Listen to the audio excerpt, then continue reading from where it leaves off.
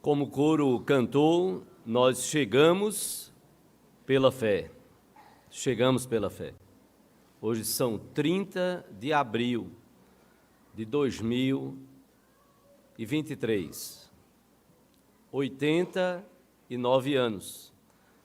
Eu estava ontem à noite, antes de dormir, conversando com Solange, dizendo, eu já estou me estressando santamente, santa ansiedade, já sonhando e a cabeça a mil, se Jesus não voltar até lá, já sonhando e olhando para o futuro e pensando nos 90 anos. Para podermos mais uma vez dizer, Senhor, nós chegamos pela fé, por Tua graça e misericórdia. E se nós chegamos pela fé há 89 anos, como não entoar Teu louvor? Como deixar de proclamar Teu amor tão singular? Que seja assim nas nossas vidas. Nós, antes de passarmos a palavra ao pastor Calvino, nós queremos pedir que, se você é proprietário do carro de placa RZU 0C56, por favor, procure os nossos diáconos na porta, porque ele está com luzes piscando lá. Acho que não vai explodir, mas é bom você dar uma chegadinha lá. RZU 0C56. Neste momento, nós vamos convidar as nossas crianças à frente com as suas professoras. Nós vamos orar por elas, por nossas vidas e pelo pregador, pastor Calvino Rocha, que já desde ontem à noite tem nos pregado a palavra de Deus. Essa criançada não é a igreja do futuro, ela já é igreja hoje. E olha aí, quem está carregando, né, aí vai caminhando, se comunicando com os pastores. Vamos orar. Vamos todo mundo de olhinho fechado, vamos fechar os olhos para a gente orar e falar com Deus. Vamos todo mundo de olhinho fechado, ninguém conversando, vamos orar. E nós vamos também agradecer por um casal que exatamente hoje está completando 40 anos, bodas de Esmeralda. Eles não estão aqui no nosso meio, eles residem na cidade de Correntes, ali depois de Garanhuns. São os pais do nosso genro Wanderson, esposo de Damaris, e hoje pela manhã ele passou um zap, a gente sempre passa, vez por outra, aí o link do culto, e ele disse, há 5 anos vocês estiveram aqui orando por nós, estiveram conosco aqui, em Correntes, há 5 anos, nas bodas de coral. Que bênção estarem hoje completando 40 anos de vida conjugal e pediram oração por isso. Que o Senhor Deus possa estar abençoando eles também. Vamos orar, e eles têm nos acompanhado como igreja.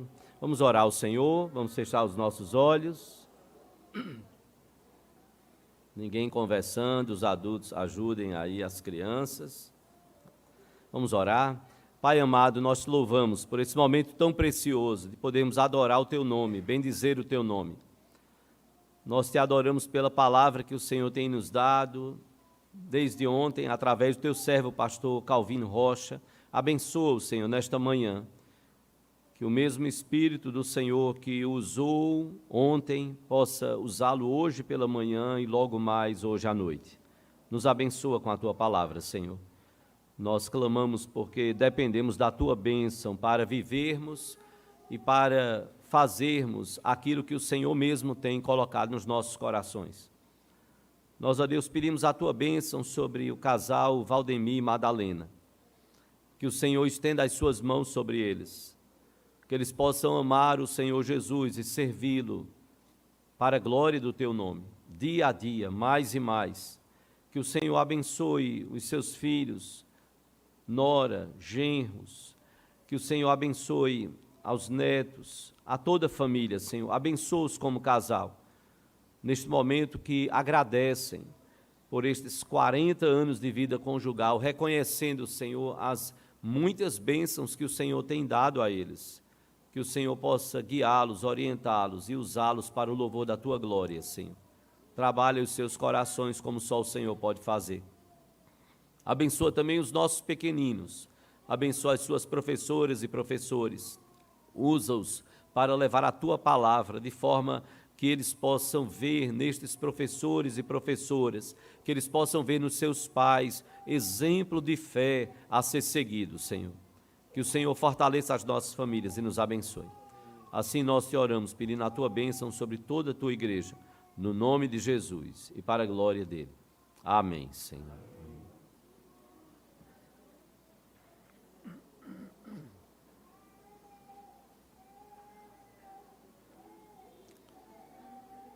Nós ainda temos outros motivos de gratidão, o culto prossegue. Deus abençoe, viu?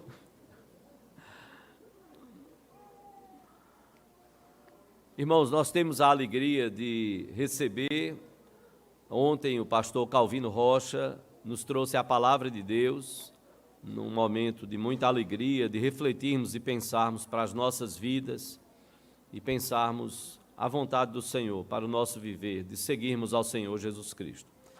Nós desejamos que Deus possa abençoá-lo. Ele é pastor da Igreja Central, da Igreja Presbiteriana Central, na cidade de Campina Grande, na Paraíba. E nos dá a alegria e o prazer de estar conosco nesta manhã também, e está acompanhado de sua filha, Mari, que está aí ao lado de Solange. Sua esposa não pôde vir, como nós falamos ontem pela manhã, ontem à noite, desculpem, não pôde vir porque está dando apoio ao filho do casal que está prestando um exame neste final de semana.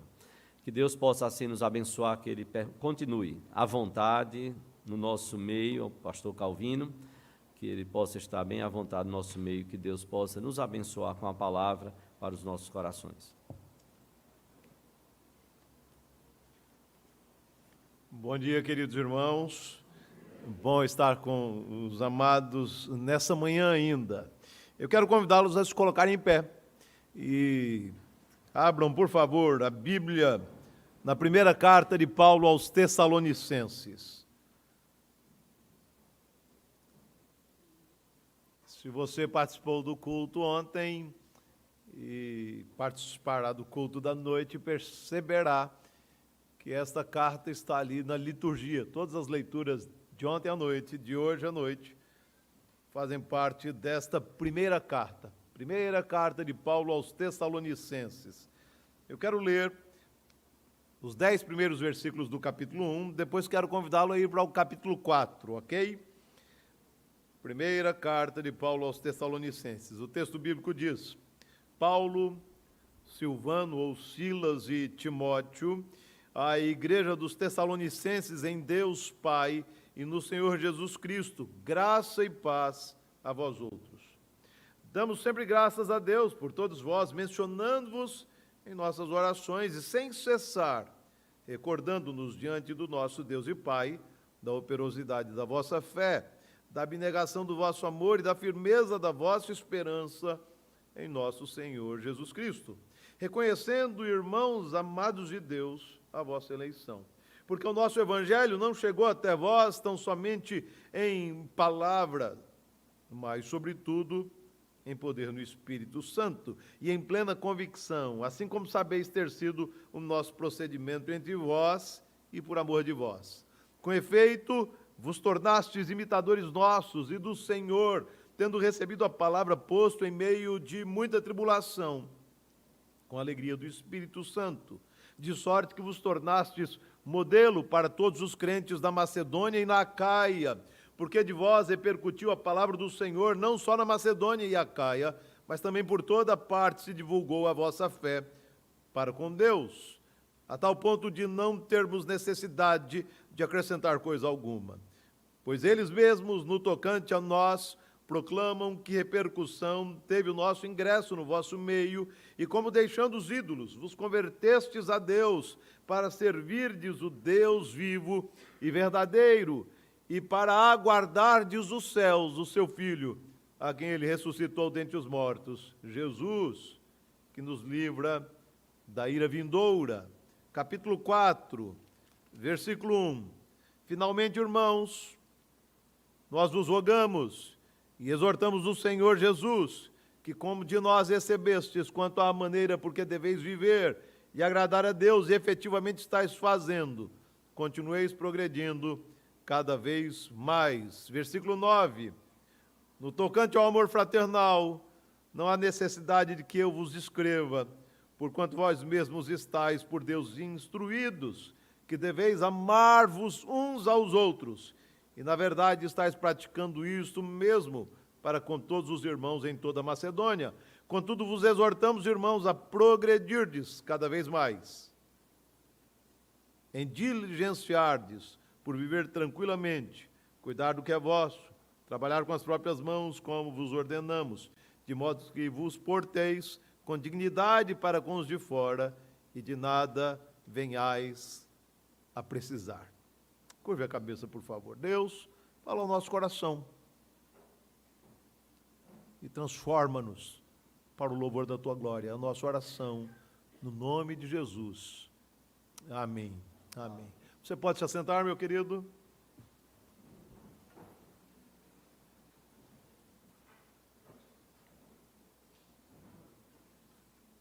Você está satisfeito com a sua vida cristã? Você está satisfeito com os rumos que a igreja vem tomando? Você está satisfeito com essa igreja? Infelizmente, diante do crescimento expressivo da igreja evangélica brasileira, começamos a acreditar que devemos nos dar por satisfeitos com os rumos da igreja e até mesmo com os rumos da nossa vida cristã. Portanto, não precisamos amadurecer, não precisamos crescer, não precisamos mudar. Tenho 2 filhos e eles têm crescido, e eu sei que por causa disso chegará o tempo quando o ninho ficará vazio e eles deixarão a nossa casa, seguirão sua vida. Conquanto conversar sobre esse tema em casa incomode profundamente Sânia, minha esposa, crescer e amadurecer é uma necessidade. É preciso. Já imaginou se eles não crescessem e em vez de crescer eles estacionassem? E se com 2 anos eles não andassem, não falassem, e se aos 8 anos de idade não soubessem ler, nem se vestir, e se aos 10 eles ainda precisassem ser carregados no colo, continuassem a usar fraldas, mamadeiras? Já pensou se acontecesse isso? O tempo passasse e as coisas não mudassem, nós tivéssemos 2 filhos aos 10 anos, usando fraldas e mamadeiras? Esse quadro seria infinitamente mais doloroso do que o ninho vazio. Isso porque esperamos que os filhos cresçam, esperamos que eles amadureçam, e se isso não acontecesse, estaríamos preocupados, pois todos os sinais diriam que eles não eram sadios. Isso também é verdadeiro no que diz respeito à igreja. Como disse Matt Chandler, Deus quer que cresçamos, Deus quer que deixemos de ser crianças e amadureçamos nele. No entanto, queridos, se formos sinceros, ao analisarmos as nossas igrejas, constataremos que os crentes se habituaram a viver na média, ou seja, eles não crescem, não amadurecem, e por isso não é de estranhar que tantas coisas aconteçam nos nossos arraiais. Não é de estranhar, por exemplo, ver as nossas igrejas se dividindo. Não é de estranhar que crentes se magoem com enorme facilidade e por qualquer motivo façam bico e fiquem de cara feia. Não é de estranhar ver, portanto, crentes se deixando levar por qualquer líder religioso, desde que ele esteja na mídia. Não é de estranhar que crentes se deixem levar por qualquer vento de doutrina, troquem de igreja como trocam de roupa. Não é de estranhar ver crentes estagnando na fé. essa imaturidade pôde ser verificada nas últimas eleições presidenciais. E você deve ter percebido isso com muita clareza. Os crentes deram muitas demonstrações da sua intolerância e da sua falta de misericórdia por meio das redes sociais. Muitos irmãos compartilharam textos, imagens e vídeos com tanta paixão pelos seus candidatos, como se a eternidade deles dependesse de tudo aquilo. Eu vi mais postagens sobre questões políticas feitas por muitos crentes do que textos bíblicos, do que reflexões sobre a eternidade e sobre o nosso amor por Jesus, porque o amor aos nossos candidatos, essa coisa passional, era tão intensa que parecia que eles eram mais importantes do que o Evangelho, do que Jesus, do que a igreja do Senhor. Tendo em mente esse quadro, permitam-me refletir com os irmãos sobre uma igreja do Novo Testamento, uma comunidade aparentemente medíocre, a igreja de Tessalônica, mas que passou por uma grande metamorfose. O nosso primeiro contato com a igreja de Tessalônica se dá quando lemos Atos 17.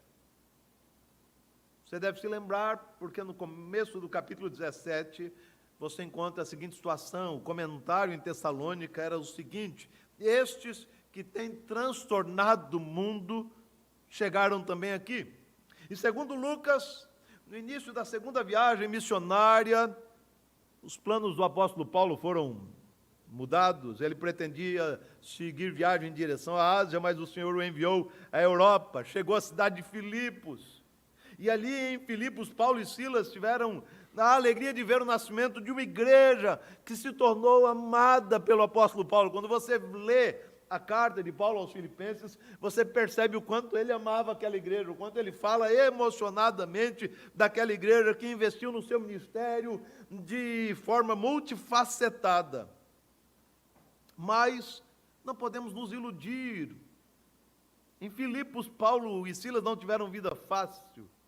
Naquela cidade eles enfrentaram muitas lutas, foram acusados injustamente, foram açoitados e presos num cárcere da cidade, sendo tratados como arruaceiros. Mas como sabemos, os dois missionários foram miraculosamente libertados pelo Senhor. Foram à casa de Lídia, onde a igreja se reunia para encorajar os irmãos, confortar os irmãos, e dali seguiram viagem para Tessalônica, conhecida hoje como Salônica, e a segunda cidade mais importante da Grécia. A cidade de Tessalônica era estratégica para uma plantação de igreja, porque estava localizada entre dois rios e que podiam transportar muitos produtos agrícolas, portanto, o movimento era grande naquela região.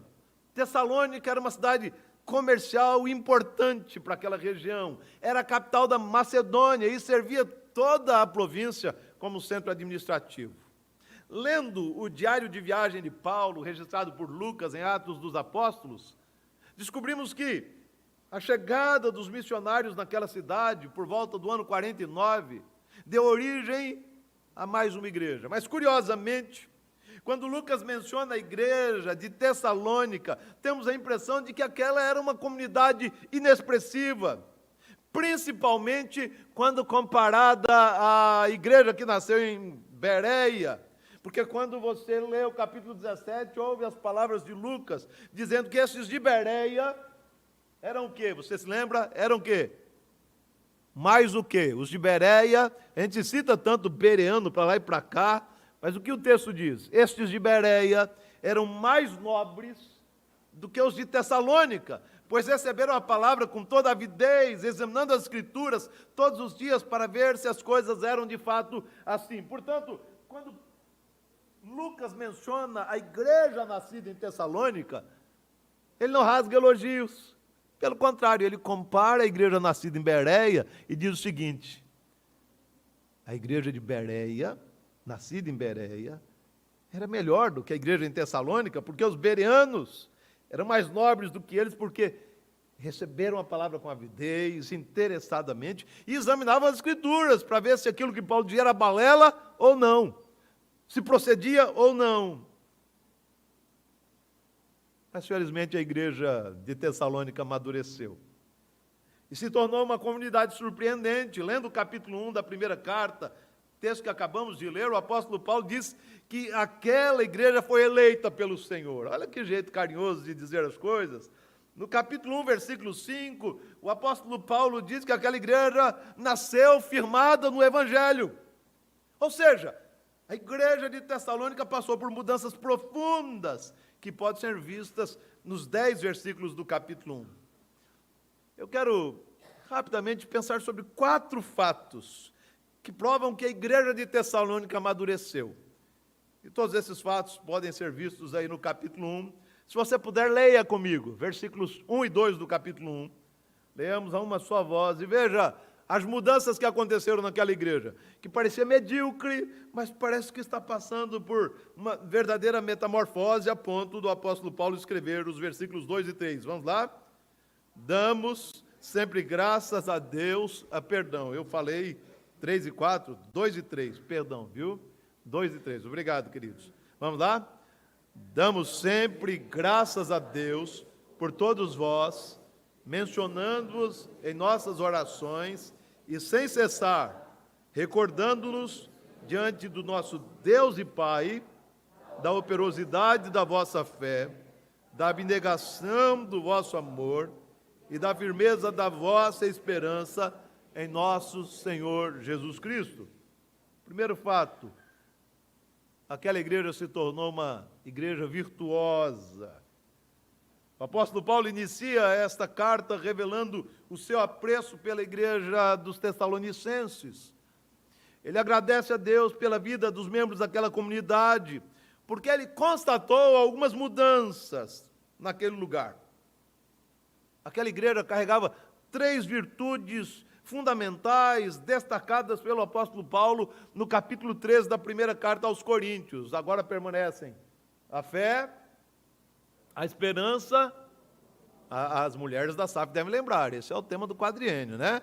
A fé, a esperança e o amor. Estes 3, porém o maior é o amor. E aí você olha para esse texto, versículo 3, o apóstolo Paulo diz que essas virtudes estavam presentes ali em Tessalônica. Versículo 3 diz o seguinte, que aquela comunidade de Tessalônica possuía uma fé operosa, ou seja, era uma fé dinâmica e não estática. Eles criam no Senhor, diziam crer no Senhor e descansavam nele. Mais do que isso, todo o trabalho cristão era energizado pela fé, como sugere Milligan. Aquela igreja confiava no Senhor que rege a história. Aquela igreja não apenas sabia o que cria, mas vivia de acordo com o que cria. Por isso tinha uma fé operosa. Mais do que isso, versículo 3 diz que a igreja de Tessalônica possuía um amor abnegado. O amor é facilmente transformado por nós numa experiência romântica e sentimental. E quando a gente fala sobre amor, a gente trata de forma bem melosa. No entanto, o amor deve ter essa característica. Paulo estava feliz porque descobriu que os tessalonicenses se tornaram altruístas, e esta é uma marca do amor. Eles colocaram o amor em prática a ponto de doarem-se para os outros. Eles não buscavam o próprio interesse.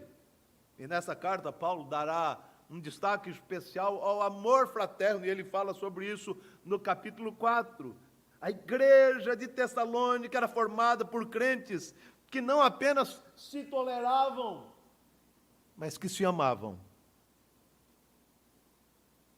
Era um amor abnegado que se via naquela igreja, e Paulo está agradecendo a Deus por isso. Ele agradece a Deus porque aquela igreja possuía uma esperança firmada em Cristo Jesus. Não era no candidato eleito, mas em Cristo Jesus, o Senhor da história, o Rei dos reis, o Senhor dos senhores, o Criador de todas as coisas, o sustentador de todas as coisas. Os tessalonicenses confiavam no Senhor, a ponto de crerem que Deus continuará cuidando do seu povo, aqui e agora, no futuro e na eternidade. A esperança deles estava firmada em Cristo Jesus. Então, segundo o apóstolo Paulo, as grandes virtudes cristãs, fé, esperança e amor, se tornaram uma realidade na vida da igreja dos Tessalonicenses. Está percebendo? Lá em Atos 17, a igreja de Tessalônica é apresentada assim: os de Bereia são mais nobres. Portanto, eles eram menos nobres. E agora o apóstolo Paulo faz referência a essa igreja como se ela tivesse passado por uma metamorfose. E ela se tornou conhecida pelas virtudes fundamentais da vida cristã. Mas o apóstolo Paulo apresenta uma segunda marca que revela a maturidade daquela igreja. Versículo 7. Leia comigo, por favor. Vamos lá? De sorte que vos tornastes o modelo para todos os crentes na Macedônia e na Acaia. Ela se tornou o quê? Modelo para as outras comunidades, de igreja comparada negativamente à igreja em Bereia, de comunidade medíocre. Tessalônica se transformou numa comunidade exemplar, numa igreja exemplar. Segundo o apóstolo Paulo, os tessalonicenses se transformaram em modelo para os crentes da Macedônia e da Acaia. Ou seja, uma igreja digna de ser imitada, copiada pelas igrejas de Filipos, de Atenas, de Corinto e, pasmem, de Bereia. Está percebendo a mudança que houve naquela igreja? Se tornaram um modelo para outras comunidades cristãs. Mas note que antes de se tornarem modelo para outros, exemplo para outros, olha o que aconteceu no versículo 6. Eu vou ler o versículo 6, acompanhem, por favor. Com efeito, vos tornastes imitadores nossos e do Senhor. E ele continua: tendo recebido a palavra, posto que em meio de muita tribulação, com alegria do Espírito Santo. Note que antes de se tornarem exemplo para outros, os tessalonicenses fizeram o quê? Eu acabei de ler, irmão, pode falar, não é pecado não. O que aconteceu aí no versículo 6? Acabei de ler: com efeito vos tornastes o quê? Imitadores nossos, Paulo está se referindo a ele, e do Senhor. Antes de serem modelo para os outros, eles se tornaram imitadores. E por isso se tornaram modelos, seguiam os passos de Cristo Jesus. Essa igreja estava passando por uma grande metamorfose, uma grande transformação. Mas existe uma terceira marca na vida dessa igreja que eu quero destacar, versículo 8. Leamos todos juntos, vamos lá? Porque de vós repercutiu a palavra do Senhor, não só na Macedônia e Acaia, mas também por toda parte se divulgou a vossa fé para com Deus, a tal ponto de não termos necessidade de acrescentar coisa alguma. Aquela igreja se tornou uma comunidade evangelizadora. Os tessalonicenses decidiram ultrapassar as fronteiras da comunidade local para dar testemunho de Jesus. Ela se tornou essa igreja missionária, evangelizadora. De vós repercutiu a palavra do Senhor. O verbo repercutir, usado pelo apóstolo Paulo, é derivado da palavra grega ekos. Isso significa soar como uma trombeta. Imagine algo barulhento. Na Septuaginta, a versão grega do Antigo Testamento, essa palavra era usada para sinos, trombetas, outras coisas barulhentas, barulhos fortes. Portanto, podemos entender que aquela igreja se habituara a pregar o evangelho da salvação. Os cristãos de Tessalônica espalhavam o evangelho pelas áreas em derredor, mesmo em meio às perseguições. Igreja missionária, evangelizadora, não acomodada confortavelmente no ambiente climatizado da comunidade, não, uma igreja que saiu das quatro paredes e estava fazendo a diferença, testemunhando da graça salvadora. Quarta e última marca dessa igreja. Está aí nos versículos 8 e 9, lemos o 8, eu vou ler o 9, acompanhe, por favor. Pois eles mesmos, no tocante a nós, proclamam que repercussão o nosso ingresso no vosso meio, e como deixando os ídolos, vos convertestes a Deus, para servirdes o Deus vivo e verdadeiro. As mudanças em Tessalônica se tornaram evidentes. Foram tantas mudanças, essa é a quarta marca, naquela igreja, que Paulo não precisou dizer coisa alguma sobre aquela comunidade. Como alguém sugeriu, imagine a cena, Paulo e Silas e Timóteo chegaram a alguns lugares prontos para falar sobre o que o Senhor fizera em Tessalônica. E como o Evangelho promoveu mudanças profundas na vida daquele povo, mas eles eram surpreendidos com a seguinte reação: o quê? Vocês são Paulo, Silas e Timóteo? Foram vocês que foram acolhidos em Tessalônica e viram as mudanças ocorridas naquela cidade? Já ouvimos muito a respeito disso, já conhecemos, já sabemos o que Deus fez em Tessalônica, como sugere Henriksen. É claro que Paulo estava ansioso para contar a todos que vinham a ter com ele as grandes coisas que Deus fizera em Tessalônica, mas, mesmo antes de começar a contar, as pessoas contavam a Paulo o que acontecera naquele lugar. Versículo 9 diz que os tessalonicenses deixaram os ídolos. Os tessalonicenses se converteram a Deus. Os tessalonicenses se comprometeram a servir o Deus vivo e verdadeiro. Portanto, a transformação naquela igreja era visível. O seu modus vivendi foi transformado pelo poder do Evangelho de Cristo Jesus. Lendo o capítulo 4 desta carta, descobrimos que Paulo reafirmou o que ele disse a respeito dessa igreja no primeiro capítulo, revelando que houve, de fato, maturação naquela igreja. Ele diz no capítulo 4, versículo 1, olha aí o que ele diz: finalmente, irmãos, nós vos rogamos e exortamos no Senhor Jesus, como de nós recebestes quanto à maneira, porque deveis viver e agradar a Deus. E efetivamente estáis fazendo. Paulo está dizendo o seguinte, que reconhecia que os crentes de Tessalônica estavam vivendo de maneira agradável diante do Senhor. Eles não pararam no tempo.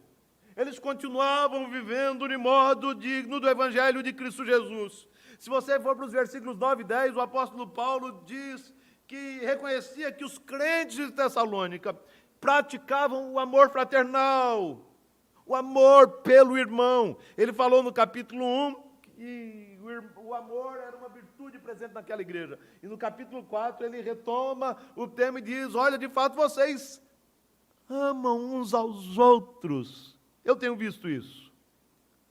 Mas a despeito das mudanças naquela igreja, a despeito das transformações ocorridas e operadas pelo Senhor na comunidade em Tessalônica, o apóstolo Paulo disse algo surpreendente.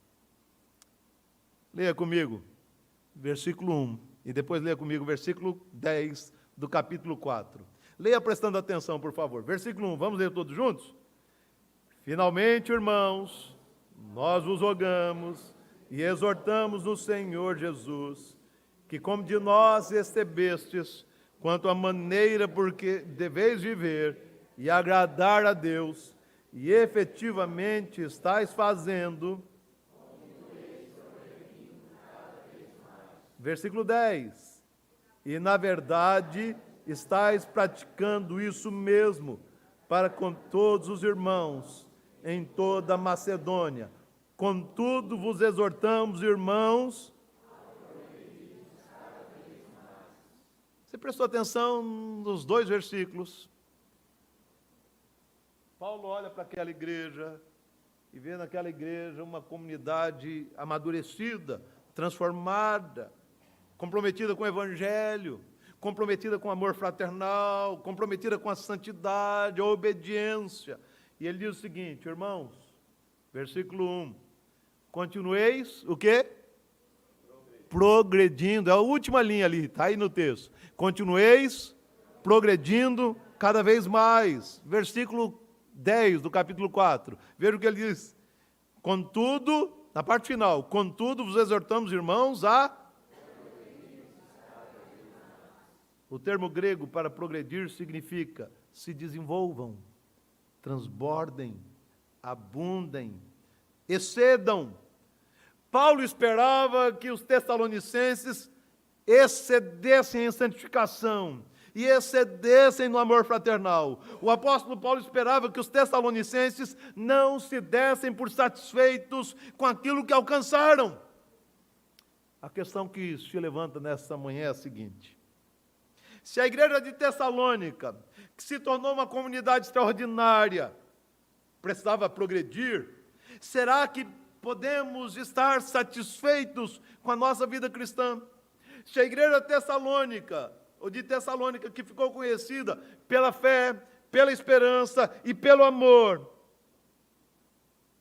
conhecida como uma igreja que deveria ser modelo para outras igrejas, uma igreja missionária, evangelizadora, cujas mudanças eram evidentes. Se essa igreja precisava continuar progredindo, será que devemos nos dar por satisfeitos com a nossa vida cristã, com a nossa igreja e com as coisas que estão acontecendo? Será que a igreja presbiteriana da Encruzilhada deve se deitar em berço esplêndido e dizer: 89 anos de história, que maravilha, quanta coisa bela, vamos curtir esse momento? Nada disso. Se a igreja de Tessalônica, que era uma igreja extraordinária, precisava progredir cada vez mais, nós precisamos igualmente progredir cada vez mais para a glória do Senhor. Não podemos simplesmente vislumbrar as coisas que aconteceram no passado e dizer: que bom, que igreja boa, que lugar precioso. Não! Precisamos ser mais do que somos para a glória do Senhor. Que lições a gente pode aprender diante da exortação paulina dirigida aos tessalonicenses e a exortação do Senhor dirigida a nós dessa manhã? Que lições a gente pode aprender? Entendo que nesses dias de igrejas medíocres, de crentes imaturos, as palavras do apóstolo Paulo aos tessalonicenses precisam fazer eco entre nós. Precisamos tomar algumas medidas em prol da saúde da igreja, para que não nos desviemos do propósito do Senhor durante a caminhada. Primeiro, precisamos dar um basta na mediocridade.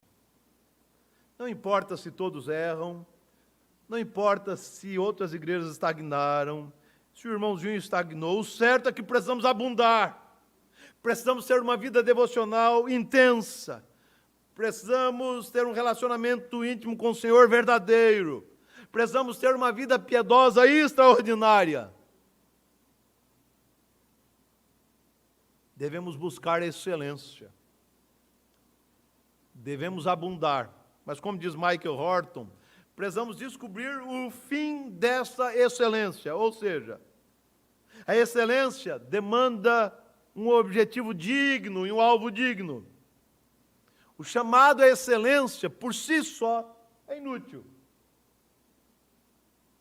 Mas quando esse chamado à excelência tem como objetivo a glória de Deus, devemos buscar a excelência de todo o coração e com intensidade. Quando, meu querido, a palavra de Deus exorta os tessalonicenses a continuarem progredindo cada vez mais, e quando o Senhor nos exorta a progredirmos cada vez mais, esse progresso deve ser evidente na igreja da Encruzilhada, para a glória de Deus. Se esse for o objetivo, progredir, exceder, ser excelente, cumprirá o seu propósito. Portanto, precisamos abandonar a mediocridade. Basta de ser uma igreja mediana. Temos que ser uma igreja extraordinária para o louvor da glória do Senhor. Em segundo lugar, precisamos dar um basta em tudo aquilo que desagrada a Deus, caminhando numa vida de santificação. Paulo admitiu que a igreja de Tessalônica tinha uma vida de santidade. Aqueles irmãos buscavam viver de acordo com o que aprenderam com o velho apóstolo. Mesmo assim, o apóstolo Paulo faz questão de exortá-los a abandonar tudo o que desagradava a Deus. Não podemos fazer menos do que isso. Precisamos romper com tudo aquilo que afronta a santidade de Deus. Quem vive em santificação deve repudiar o pecado, deve ter aversão ao pecado, deve fugir do pecado, deve abominar o pecado, deve ter nojo do pecado. Precisamos dar um basta em tudo aquilo que desagrada a Deus no meio da sua igreja. 3. Precisamos dar um basta na animosidade, no espírito beligerante, tão comuns entre nós. E precisamos investir no amor fraternal. A igreja de Tessalônica era amorosa. Mas a despeito disso, Paulo faz questão de exortar aqueles irmãos a progredirem no amor fraternal. Portanto, não podemos fazer diferente. Eu percebi que a igreja aqui é bem fraterna. Pode ser que seja só impressão. Quando a gente tem contato com o pessoal, a primeira impressão é a que fica, e a gente olha assim e fala, nossa, que legal, o pessoal se abraça. Eu vi um diácono ali na frente, de terno, todo arrumado, cuidadoso. A irmãzinha estava atravessando a rua, ele saiu daqui e foi ajudá-la a atravessar a rua. Que coisa boa, isso é fascinante, precioso. Que o nome do Senhor seja louvado, a gente fica feliz com isso, é muito bom. Mas eu quero dizer, meu querido, a gente tem que fazer mais do que isso. Precisamos dar um basta na animosidade, nos conflitos tolos, porque a gente briga na igreja por picuinha, por bobagem. Eu nasci no lar evangélico, no lar presbiteriano, eu sei o que significa. Para alguns irmãozinhos, se eu tirar esse vaso e deixar aqui, eu serei excomungado, né? Então, deixa aqui, desculpa. Esse homem tem toque, a gente tem que tomar cuidado, né? Então, deixa lá, distância corre, deixa eu ver se está na distância. Mas é verdade, a gente briga por causa disso. E a gente tem que dar um basta nisso. E a gente tem que exceder no amor fraternal. O amor fraterno precisa se fazer presente intensamente nessa comunidade para a glória do Senhor. E finalmente, queridos, precisamos viver na dependência do Senhor. Até porque aquele que começou a boa obra pode promover o crescimento necessário para que a igreja faça a diferença no mundo. Eu comecei perguntando para você, você está satisfeito com a sua vida cristã? E eu quero responder para você, espero que não. Espero que você queira ser mais santo, mais amoroso, mais fiel, mais piedoso, mais generoso, mais maduro para a glória do Senhor. Afinal de contas, o Senhor deseja que cresçamos, deixemos de ser crianças e amadureçamos nele. Crentes que conhecem o Senhor precisam ansiar por ter vida plena nele. Portanto, Igreja Presbiteriana da Encruzilhada, a palavra para vocês nessa manhã é a seguinte: continuem progredindo cada vez mais para a glória do Senhor. Que Deus nos abençoe.